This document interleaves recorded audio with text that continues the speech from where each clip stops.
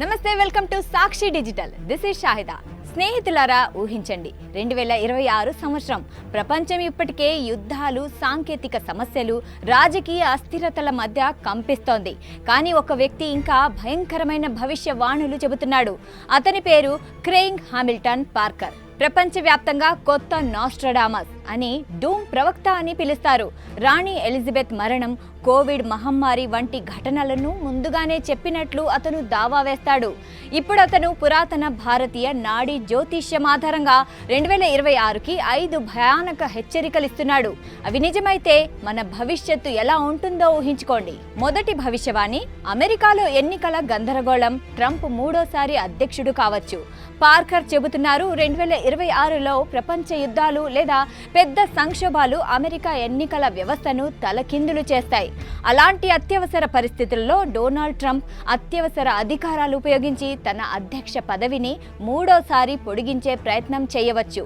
China, Taiwan ఉద్రిక్తతలు లేదా Russia China మైత్రి వల్ల పెద్ద యుద్ధం మొదలై అమెరికాలోనికి లాగబడి ప్రపంచ శక్తి సమీకరణాలు పూర్తిగా మారిపోవచ్చు.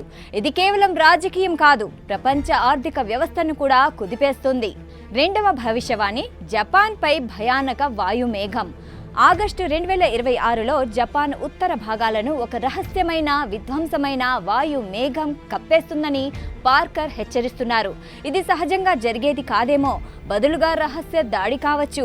బాంబుల ద్వారా అగ్ని పర్వతాలను పేల్చి ఇలాంటి వాయువులు విడుదల చేయవచ్చని అంటున్నారు.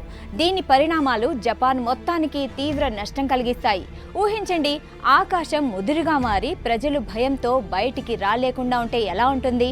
మూడవ భవిష్యవాణి: ఇరాన్పై బలమైన దాడి.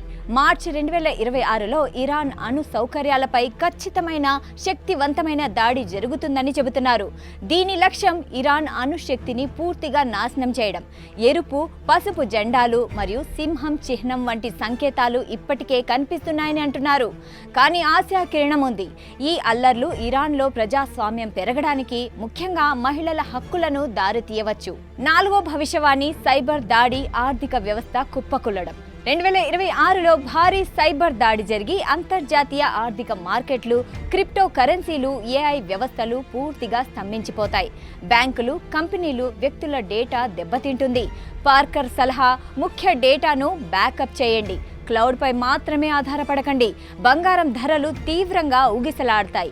డిజిటల్ ప్రపంచం కూలిపోతే మన జీవితాలు ఎలా మారుతాయో ఊహించండి. ఇక 5వ భవిష్యవాణి: ప్రపంచ సంస్థలు బలహీనపడ్డం. నాటో వంటి అంతర్జాతీయ సంస్థలు బలహీనపడతాయి. భౌగోళిక రాజకీయ పోటీలు, వనరుల కోసం పోరాటాలు పెరుగుతాయి. అమెరికా గ్రీన్లాండ్ సహజ వనరులపై ఎక్కువ ఆర్థిక నియంత్రణ కోరుకోవచ్చు.